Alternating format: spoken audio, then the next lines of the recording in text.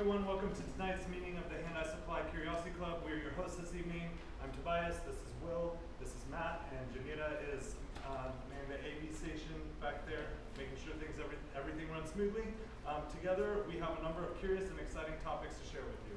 As attendees of the Hand I Supply Curiosity Club, you're all now members, provided you adhere to our philosophy. Ex Curiositas Scientia. We pledge to learn without prejudice in pursuit of our mutual goal, perpetual fellowship. We admit that it is impossible to know everything about anything, and thus we remain perpetually curious and perpetually novice. Alright. This is our flag, our mascot Franklin. The lightning bolt represents the receipt of knowledge and enlightenment of illumination. The resonance of truths understood, it awakens us, it excites us, and makes us hungrier for more. Curiosity Club is made merry by our fellow artisans at Fort George Brewery in Astoria, Oregon. Alright. Let's give a warm curiosity welcome to Jenny Logan.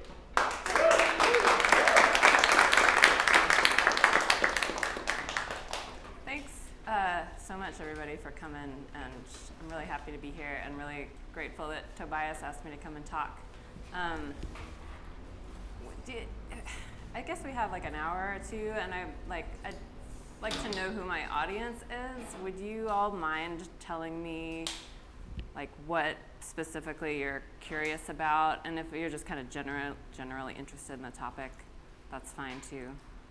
I'm Yes. interested in LPFM. Cool. And its evolution. Yeah. In the community. Okay. I will speak directly to that. I just want to make sure I'm not droning on about something that's really boring. But can we just go around? Can we start with you, if that's okay? Sure. I've seen you play in several of your bands, and so that's my introduction to this talk. Awesome. Yeah. LPFMs. Yeah. I had a background in media many years ago, and so small town radio, so I'm just curious. I grew up listening to KWVA, the U of O campus radio, Oh, nice. and that's where I became obsessed with oddball music and independent radio. I've learned how to repair ham radio, so I've got that. Curious about funding and net neutrality. Cool. Yeah, the legal aspect and governmental aspects of it, I'm very interested in how that's working out. Yeah. Frequent member of Curiosity Club, and especially the ones that are in the music, that is in the income service. It's interests me a lot, just finance. Hi, what are we talking about again? Sorry. Oh, I'm just trying to get a sense of what people are here to learn about. I'm just here because one of my instructors told me that you're very inspirational and I could get something really good. Really expecting a lot. I'm curious about what might be threatening independent media. Threatening independent media? Okay. I live in the neighborhood and thought I'd check out what's going on. Is it air conditioning? Yeah. Yeah. I was a college DJ for radio, and I've been a long time supporter of WFMU. I'm interested in just freeform radio. Nice. I think pretty similar, just independent media, what that looks like and having a combined that's good.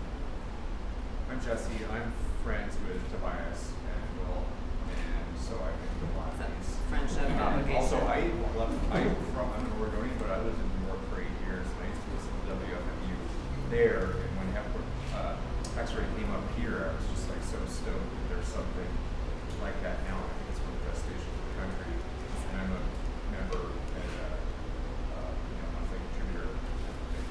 Thank you. I love my friends with a bunch of people that have shows on the show. Great. Yeah. I'm just generally curious. Awesome. I'm responsible for some of the students here. So anyway, we have a class project on net neutrality and topic could be better. I'm really curious about your take on the present state of the FCC regulations. Is it more than a turf war between Comcast and Verizon, or what? And what class are you teaching? It's a senior seminar class. Okay. Like general, Just kind of general purpose. topics of the day. Nice. I also am an X-ray member, and I'm also just very curious, and I know nothing really about net neutrality. I hear it and I'm like, I don't know what that means. I'm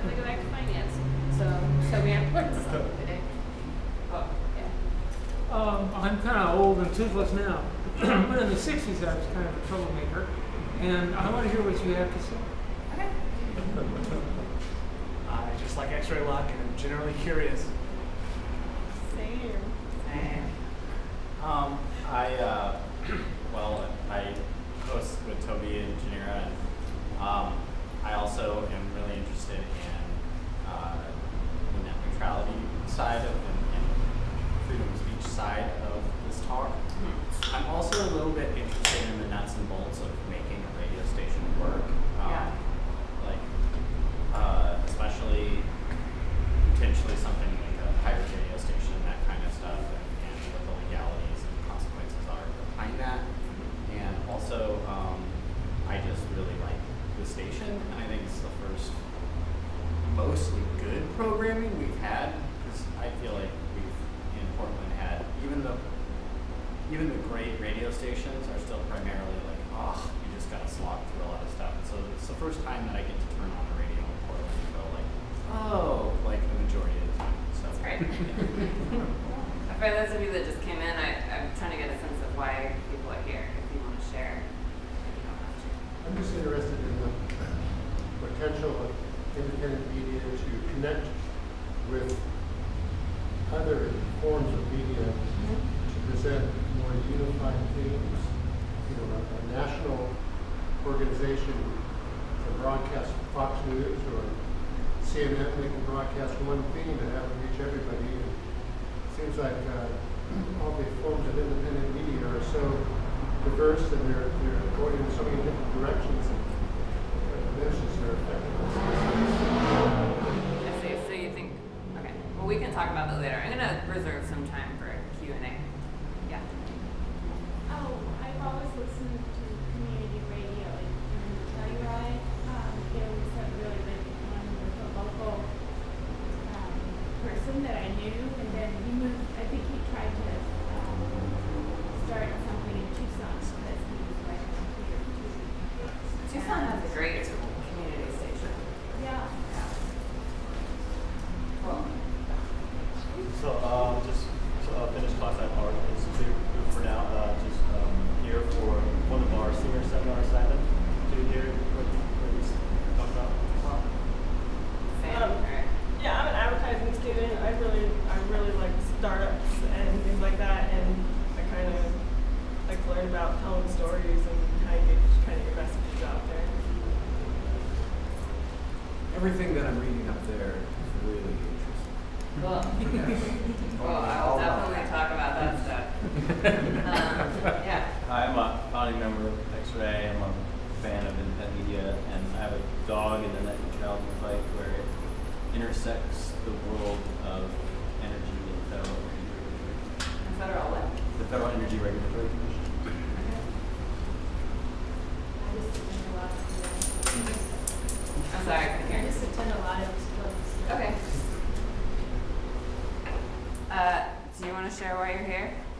Me? Sure. Yeah. I'm born and raised in Portland. I've heard of X-ray a ton. I've just never listened or known anything about it. And I came to one of these events last time and heard you guys were going to be here. Well, Thought I'd learn all about you. Awesome. Well, I'll say a little bit about myself. I moved to Portland in 2010 to go to law school. I was living in Brooklyn and I was teaching high school in the Bronx.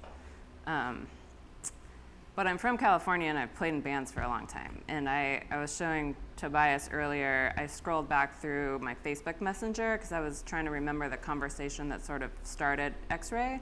And I have this friend from California who managed a college radio station in Davis called KDVS. There's a lot of like old KDVS people floating around Portland too, but I guess no one in this crowd, maybe. Anyway, it says, this is from 2011, it's December. It says, Jenny, hi. I have a question to ask you. First, this is extremely confidential. You can't tell anyone about this, even anyone in your band. It could sink the whole deal. I have a tiny, tiny FM radio license I'm salvaging for Portland to hopefully turn into like a KDVS up there. I need someone to file some papers with the Oregon Secretary of State. It should be really easy. Can you help me? We'll play your band on the air. So as a pretty naive law student, I was like, yes, I actually know how to do this. There was like a small community of people that Todd had also been talking to that lived in Portland they really wanted to start this station, but a lot of people either didn't know or didn't feel comfortable talking to the Secretary of State, filling out like a form that had legalese in it. So that's kind of where I came in. And then we held I filed the paperwork, I think it was like August of 2012. And we held our first meeting, and there was, I think, 4 or 5 of us. And because I was also the only one in the group that had ever been on a nonprofit board, so I was on the board of the Community Alliance of Tenants at the time, which is like a really awesome Portland-based tenants' rights advocacy group. So because I was the only one that had board experience, I was immediately deemed to be the president, and I've just been the president ever since. No, I've like tried to step down, but no one really wants my job. So clearly we didn't launch until 2013. So there was a lot of like planning. No, it was 2014, right? Yeah. So there was over a year of planning and fundraising, a lot of fundraising, and trying to just figure out what the hell we were doing. Because none of us at the time were engineers. None of us obviously had started a radio station before. But there was a small business owner on the board, 2 small business owners. So they kind of knew stuff about how to start something. And then there were people with fundraising experience. And then there was me with like not very much legal knowledge, but a lot of enthusiasm because I was a student. Anyway, yeah, so we went from meeting in my living room to now having this awesome office. Has anyone been to the studio in the Falcon Art Building? Yeah, a couple of you. It's beautiful, and it's still amazing to me that it exists. So, and a lot of it is thanks to, we're a community-run station, so it's thanks to people that give $5, $10, $20 a month that keep us independent and functioning, and I'll talk more about that later. Okay, so I'm gonna get into my slides, and if I see people start to glaze over, I'll breeze through. But please, if you have a question, interrupt me. Okay, so I'm gonna start, this is a really obvious point, but I'm gonna start by talking about what can go wrong when the media isn't functioning in the way it's supposed to. And then I'm gonna talk a little bit about the LPFM movement in radio history and the regulatory history. And I'm gonna end by talking about X-ray and the future of independent media. So in my opinion, and I think maybe a lot of people might agree with this, the 2 biggest mistakes of the 21st century happened not in spite of the media, but because of the media. And the first one was the invasion of Iraq. Howard Kurtz of CNN called it the media's greatest failure in modern times, and he explained, I'm just gonna read this quote, "Major news organizations aided and abetted the Bush administration's march to war on what turned out to be faulty premises. All too often, skepticism was checked at the door, and the shaky claims of top officials and unnamed sources were trumpeted as fact." So we thought they had weapons of mass destruction, we kept hearing about it, and we didn't. And the second one is the election of Donald Trump. Right? And so the head of CBS, when he was elected, said, it may not be good for America, but it's damn good for CBS. Again, I think the media is implicated in what went wrong. And a potential third mistake of omission, is the financial crisis of 2008. So the media did a really bad job of holding corporations accountable, and they did a worse job of that than they do of holding politicians accountable, partly because they're funded by these same corporations, right? And the mistake of omission was failing to look at what was happening with Wall Street and big banks until after the financial meltdown. So there were a lot of warning signs that either were sort of glossed over or just weren't reported on. Because now in hindsight, people are like, how could we let this happen? It was so obvious that we were trading these crazy entities like collateral default swaps and stuff like that, and how could that not implode on itself? We should have known, but we didn't really talk about it. Okay, so that's my what could go wrong scenarios. I'm sure people can think of more stuff. But I'm going to talk a little bit now about the history of radio and what the LPFM movement was. So LPFM stands for Low Power FM. And I have this cool quote from Brecht, which about like the revolutionary potential of radio. And he says, radio should be converted from a distribution system, basically like a top-down, we're telling you what to buy or what to think or what to listen to a communication system. He said that in 1926. So radio was defined as a broadcasting medium in the 1920s. And in the 30s, as it was getting off the ground, it was largely networked and commercial. So you'd hear the same thing in different places around the country. In 1934, the Communications Act ordered the FCC to allocate some spectrum of FM dial to non-commercial use.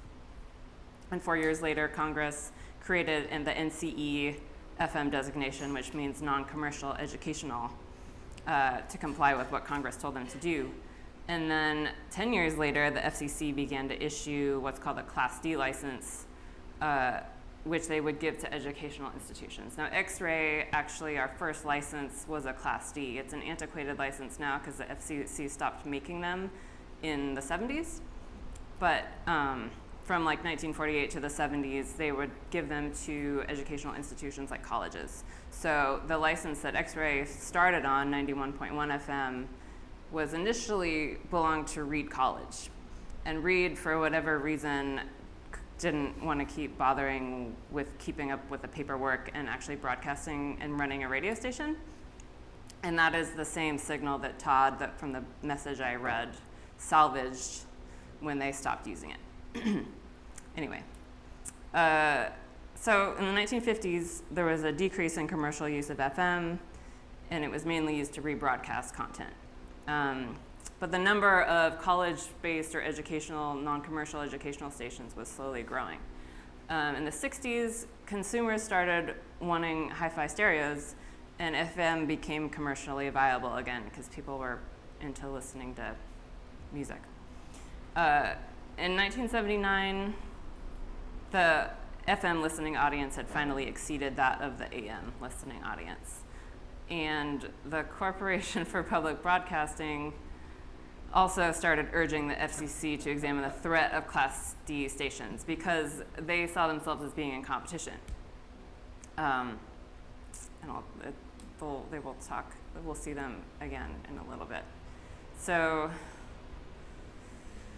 in 1978, the Corporation for Public Broadcasting started lobbying the FCC to stop granting these non-commercial licenses because they didn't want this college competition.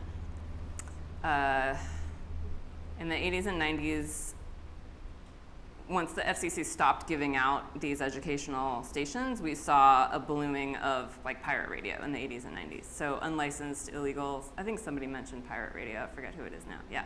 So people knew about radio, but they couldn't obtain a license, and so they just started broadcasting in whatever FM band was available.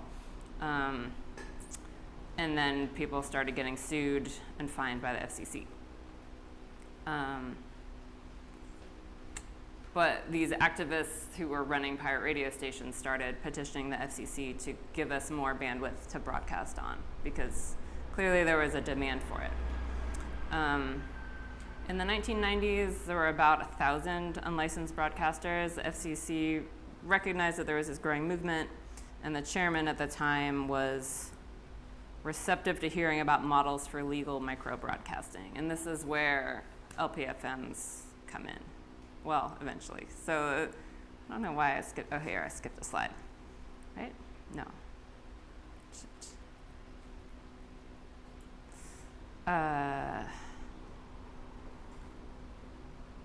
Skip a slide? Anyway, well, okay, so I'll talk about this Telecommunications Act. 1996, Congress basically deregulated the market for radio licenses, and they started allowing more mergers and more, it became possible for one company to own a lot more stations in the same market. So previously you would have more competition, which is healthy for democracy and business and all that stuff. And so if you look at the numbers, before 1996, before this act was passed, your limit was owning 40 radio stations. And Clear Channel into the 2000s owned 1,200. So that's a 3,000% increase in just 5 years. Upshot, as I said, unprecedented media consolidation. So fewer voices on the air, more consolidation, more of just one viewpoint being spread everywhere. And as a result, this like undercurrent of media activists gained some like urgency. Do you know why? Do you know why they allowed it? Like, do you know why they passed the Telecommunications Act? It's just pressure from the business lobby. I mean, you can see it now in the net neutrality stuff, right? I mean, it's hard. Yeah, I mean, it's hard to not feel cynical about why is the chairman of the FCC want to reconsider this Title II classification of internet service providers? Like, it seems to be working fine, but there's this big, there's this idea being, I want to say broadcast, repeated in Congress that, we need to re-examine these. Well, why? It's because there's pressure from like Amazon and Comcast. It's, to me, it's just a money thing. So from Clear Channel's perspective and for their lobbyists, they're saying, well, if we owned more radio stations, we would make more money. But we can't, so let's lobby Congress to deregulate, right? I mean, that's a constant battle for the media. Anyway, okay. So as a response to some pressure from these rogue activist groups, the FCC created LPFMs in the 2000s. It's very small wattage, so it's like 10 to 100 watts. It's like a few miles of reach, right? Kind of similar to a Class D license, like when X-Ray first got on the air at 91.1. Our antenna's up on, it's out in Southeast. You couldn't really hear it. Like when I turned on my car in front of my house, I could hear it, but if I drove west, it would just conk out or crackle away. And so now we're on a translator on the west side that rebroadcasts the signal, and that's where you can hear it on 107.1, and it's way stronger. But our originating license. I can hear it in my truck, and I can hear it in the car. I can't hear it on my Pioneer or my Grants. We're still working on it. We're at 42nd. Yes. We're still working on it. At home, but I stream it. Yeah.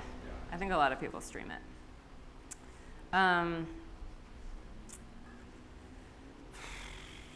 Okay, so I can skip some of this stuff. I mean, one interesting fact I did want to point out, though, is that the broad base of support to combat media consolidation included Prometheus, which is like a radio activist, very left-leaning group, the National Organization for Women, and the NRA. United on the premise that consolidated commercial media stands in the way of other legitimate and important uses of the media system. So let's go on. LPFMs have played a role in social justice movements. 1998, let's see. I played a role in the WTO protests in Seattle. Independent media networks protesting the Republican National Convention in 2000, just a couple of examples. What's cool about radio as opposed to like the internet or the newspaper or a telegram? It doesn't require literacy, so you don't have to be able to read or write to obtain information from it, or to make radio, actually. You can reach a small local community. The production and broadcast technologies are relatively inexpensive and easy to use. Our antenna is literally just a big pole strapped to a tower. Inexpensive to receive. Radio itself is pretty cheap. It's easier and cheaper to provide programming than like television. I could be making a radio broadcast right now, just sitting here. And it has great potential to increase democratic participation, autonomy, and self-determination at the community level.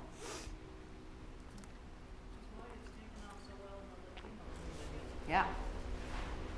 Yeah.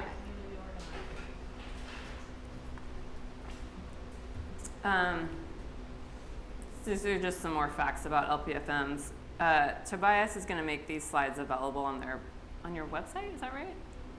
Somewhere? It's going through the live cast, which is not going to be. Oh, right. Well, I'll give, my email is at the end of this. If anyone wants the slides, I'm happy to share them. But also make a link on our website afterwards that links to the file. Sure, yeah. But I'm not going to read all this. Another interesting thing, the National Public Radio lobby opposed LPFMs, citing issues of interference, which means like, oh, their signal's butting into ours because they're in sort of a similar bandwidth.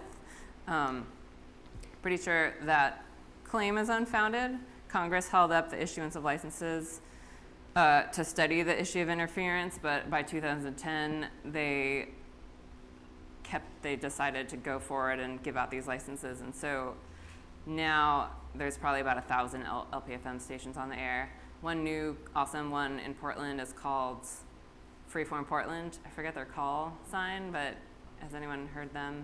They're actually like their studio is right across the street from X-Ray. And actually the woman that started it is another alumni of KDVS, this weird college station in Davis. And Todd also got their license for them. I have another Brecht quote to end this segment. It says, radio could be the most wonderful public communication system imaginable if it were capable not only of transmitting but of receiving, of making the listener not only hear but also speak, not of isolating him but of connecting him. And that's like one of the principles that I think about a lot as, you know, in my role at X-Ray, but also thinking about radio, is not that, you know, we're not trying to tell something to our listeners. We really encourage a lot of participation and try to keep like those pathways open. And to get, I mean, we have, I think now like 80 or 90 different DJs on the air. So we really are like a community effort. Okay. I mentioned Freeform Portland. There's also KBOO, which has been around since 1964. There's a station called Kissin', which I think is mostly an oldies station. They're on an LPFM now as of May 2015. There's also the Portland Radio Project. They play a local artist every 15 minutes. I think they run out of the Q Center on Mississippi.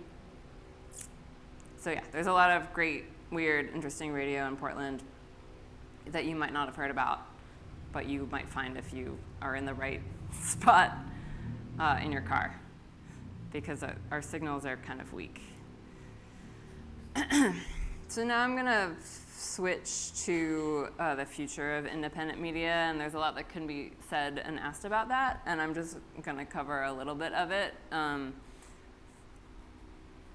I had written the front lines, but at least like for me, these are the front lines for maintaining media independence. One is the net neutrality. So Congress is considering new legislation.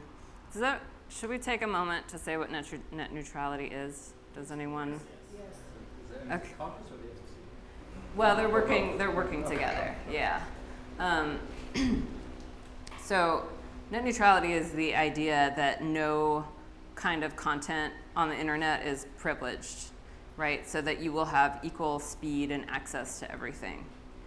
It would, I mean, I was trying to think of what neutrality would look like in the radio, and we don't have that clearly. So we have some stations you can hear really clearly for miles and miles, and others that you can't hear very well, and you can hear in a certain spot. So imagine each of your favorite websites was a different radio station, and suddenly the websites that had more money came in really fast and clear, and the ones that didn't, you couldn't get, or it took forever to load, right? That would be non-neutrality on the internet. Does that make sense? Okay, so right now, so Obama in 2015 decided, well, in Congress with the FCC, like reclassified internet service providers as a public utility. So they're governed by, they're governed as a public utility, which has certain implications for whether you can privilege some content over others. And basically, as a public utility, you can't do that. right? You're supposed to provide equal access to everything. If they get reclassified back to Title I, which is not a public utility, then certain providers could pay more to have their content sort of placed in front of you. Which begs the question of whether or not how many people are willing to support and go with local ISPs. Mm-hmm. I have my ISP is Sunbathe, and I talked with them about this, and they said there's no way that they would support net neutrality no matter what. But if you're going to go with, I don't know, I don't even copyright whatever. Right. Yeah, these big guys, exactly. You're going to get what you get versus. And are they really following these rules? Well, right now? I mean, I think Verizon has issued a similar statement, and so have some other like really big ISPs saying like we're committed to an open internet, but it's not, you know, it's not really clear what that means or how you would really hold them accountable. Right. Yeah.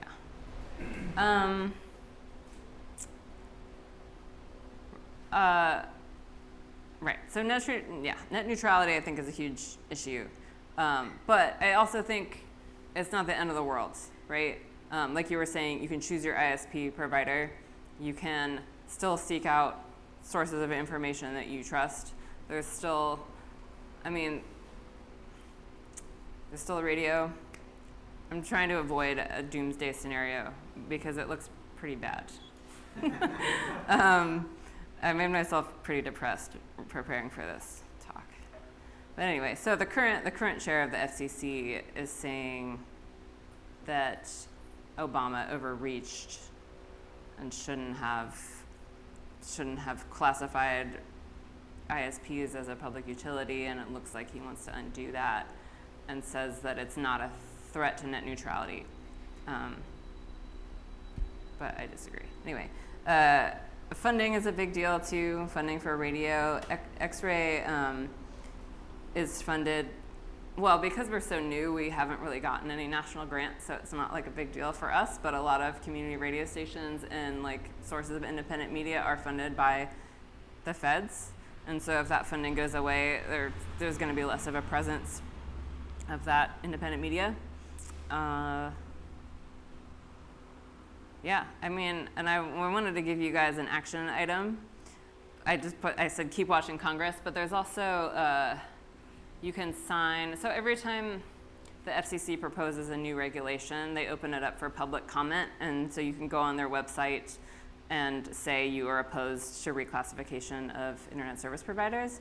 The John Oliver show provided a short link to get to their comment form, which is gofccyourself.com. So if you go there, it takes you automatically to the regulation, and you can just put in your name and say, I support net neutrality. It's super easy. Is that .com? Yeah. Thank you. Yeah. Yeah. Okay, so questions? Yeah. The whole concept of net neutrality is even in question is extremely frustrating to me, and it rides entirely on the pacification of internet infrastructure as a public utility, which just seems to be a given to me to the extent that we use it, to the extent that we rely on it now. And I think that as time goes on an annual basis, that becomes even more so the case that it seems harder to make the argument that it is not a public utility. And the reason that I say that is I work in the energy industry, and in the energy industry, the overwhelming regulation that governs what happens in the energy industry, probably the biggest piece of regulatory law in the last 20 years is FERC Order 888, which is called Open Access Transmission Tariff. An open access transmission tariff requires any owner of transmission to offer unbiased, like completely open access to any generator, whether it's a 1 megawatt solar plant or a 150 megawatt natural gas plant, regardless of who the owner is. If PG&E has a transmission line and they need to interconnect to their plant, and there's some small 20 megawatt generator that also wants to connect to that same line, they have to offer the same access to both generators. So they're on an equal footing. It separates, like there's a firewall between transmission groups at utilities and the commercial group at utilities. They can't even talk to each other. They're like two separate organizations. I mean, it's that ingrained with the Federal Energy Regulatory Commission, which is at the same regulatory level as the Federal Communications Commission. It just seems like the classification of the internet as a public utility can be litigated the hell out of to make sure that is sacred. Say that last thing again?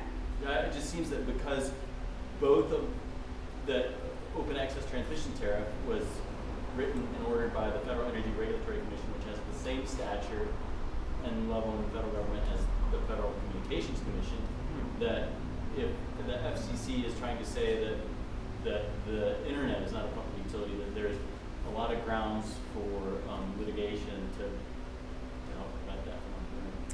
Well, I mean, you can't, but the problem is that if Congress reclassifies it, you can't relitigate that, right? Like if they say it's no longer a public utility, you can't sue and say, oh, actually it is, because the Supreme Court defers to Congress, right? So that's why it's so important. Like once it gets reclassified, there isn't a whole lot that you can do about it, which is why it's really important to. That's the argument that needs to be made now. Is like, look, we have precedents.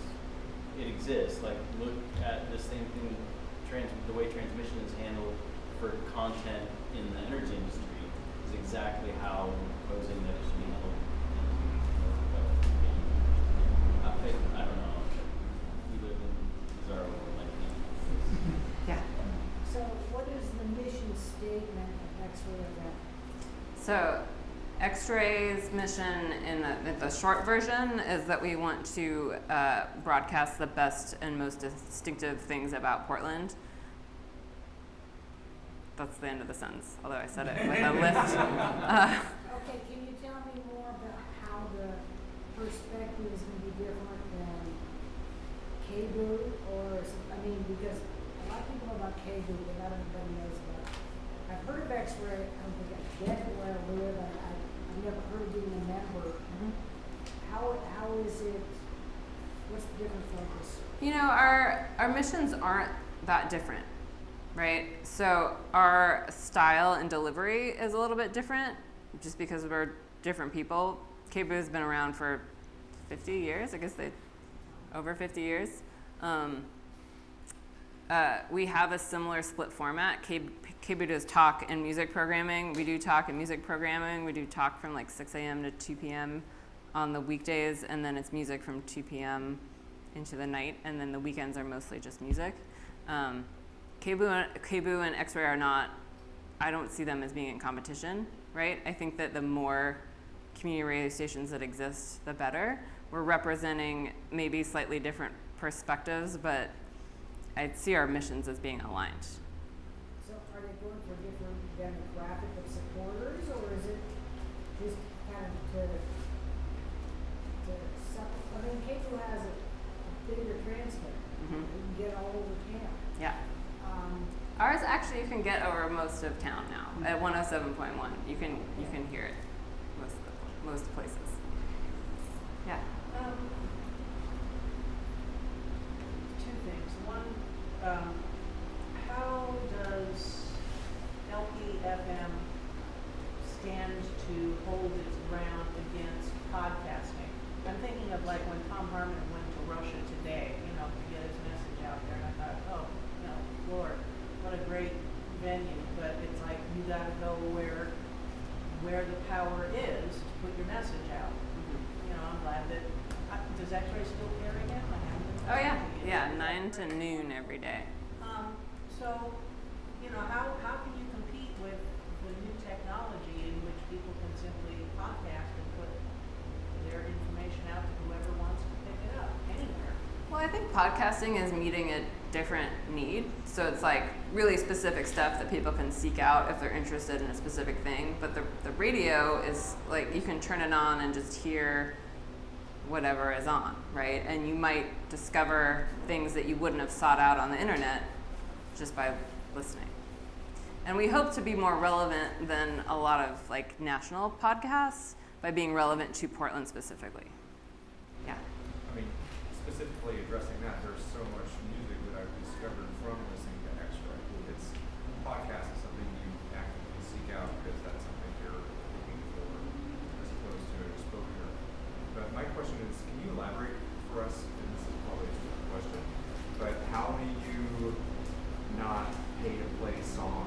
not pay record labels as a not-for-profit radio station compared to a commercial radio station? How does that work? That if you're a DJ, you can just play whatever song you want. You don't have to pay for that play. How does that work? Not a stupid question, first of all. So there is a fair use law that said, I think we pay for a license, like a blanket license, and we're just allowed to play songs, like on the radio. We can't put them on our website for longer than 2 weeks, but we can play them on the radio by paying this licensing fee. We don't have to buy them or anything. How about KGON? Don't they have to pay the label for every play that they do? I don't know who that is. Commercial plastic rock that has advertising. Is that exception based on the smaller transmitter, or why do you have an exception there? You know? I actually don't know, and I don't know that they. If you're a bar and you have a jukebox, they have Right, they have a blanket license, right? So they'll have a license with, I'm forgetting the names of these companies now, but yeah, I mean, like the White Owl or like Sizzle Pie has a jukebox service, and they'll pay like a annual fee to just play any music, and they'll pay it probably to 2 different companies that represent these big groups of record labels. 94.7 or Z100 or whoever. Commercial radio stations have to pay royalties somewhat to the Right. companies that hold the song. We do that too. It's just not that expensive. It's not expensive. So you sign up to a performance rights organization. It's ASCAP, BMI. Yeah. I forget CSAC is the third one. CSAC is the one I was trying to Yeah, I think was of, thinking of too.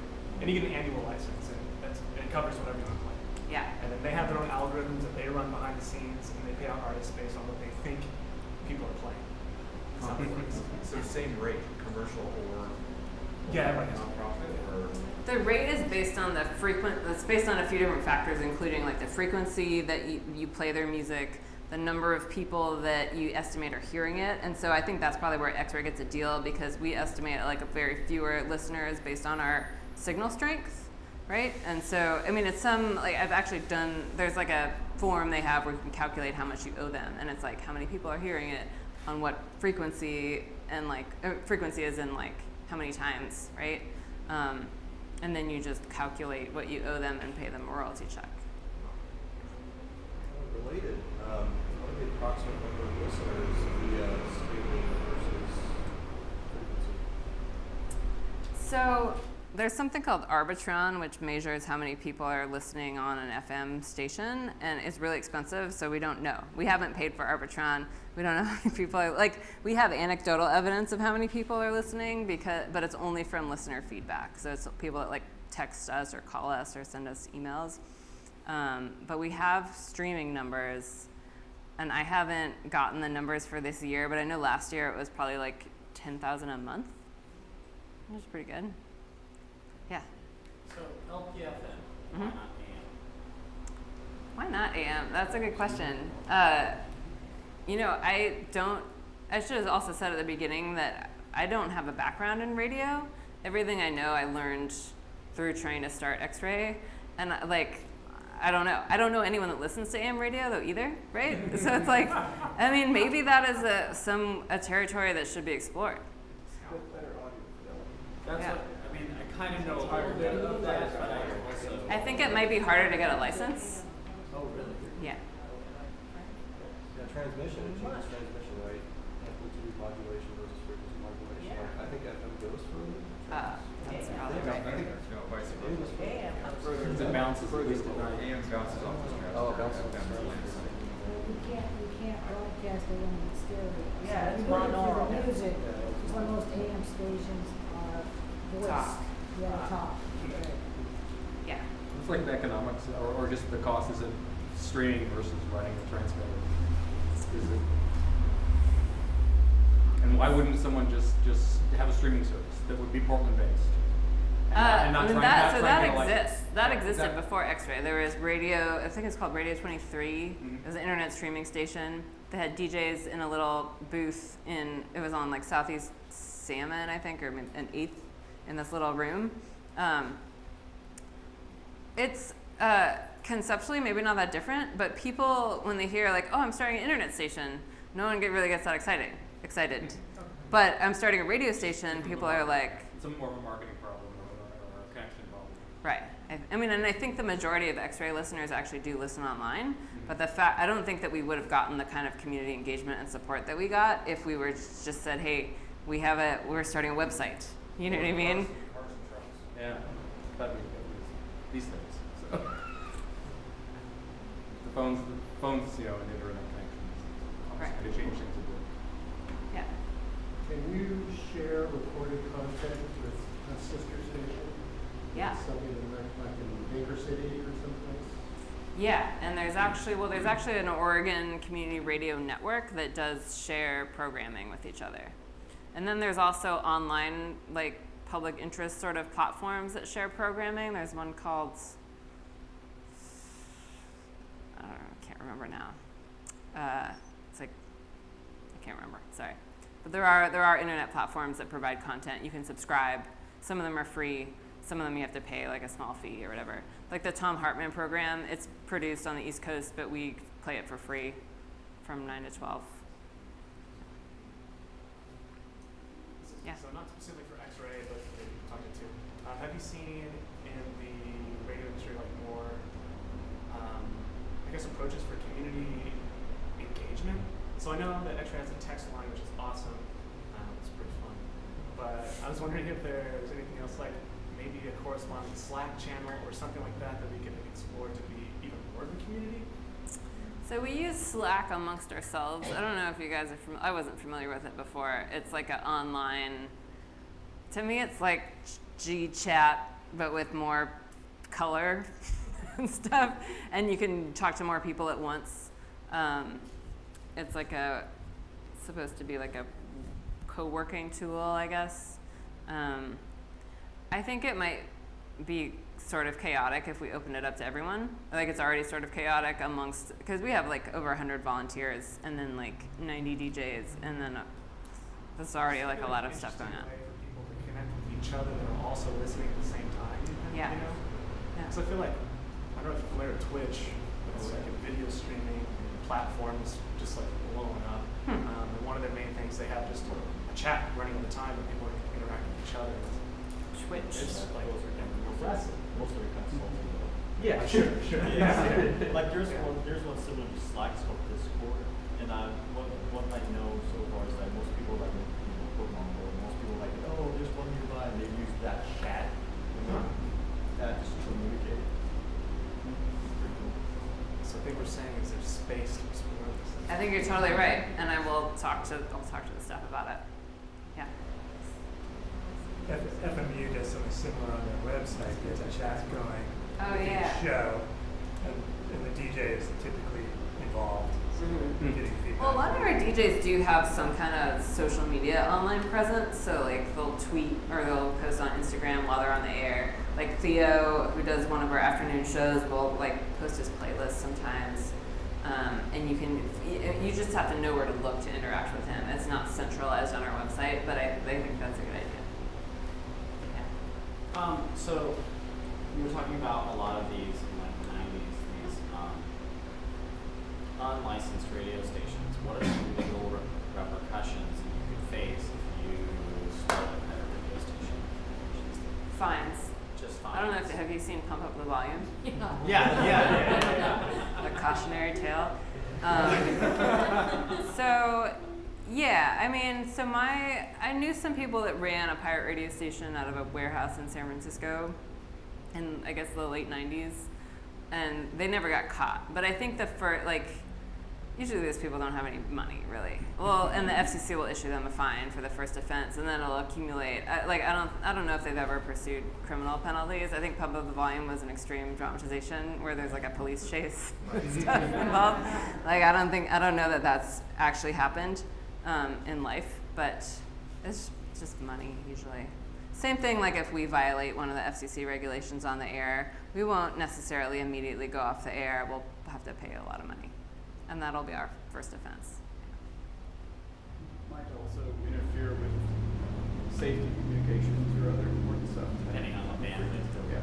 Right. But it falls under that rule that it's not really illegal caught, right?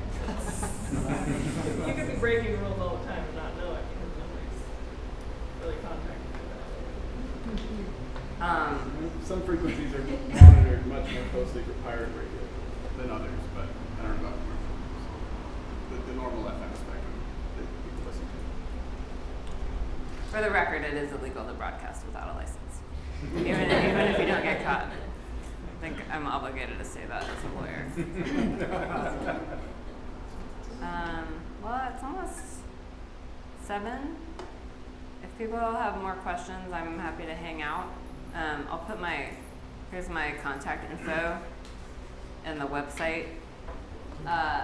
Feel free to email me if you want, if you think of something you want to say or interested in X-ray or anything like that. I'm going to take this off and I'll hang out for a bit. Thank you so much for listening.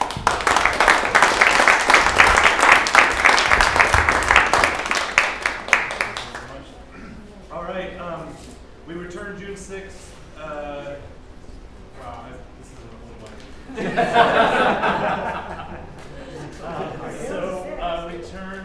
we return August 1st to the 15th. 2 weeks. And we've got David Grimes from Moss Grimes Calligraphy with his talk, Curious Pencil Script.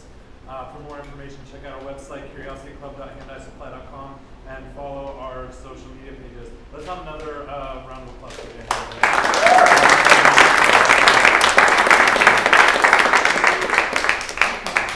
Hang out, have a beer, chat. We're not in any rush, so enjoy yourself. It really is.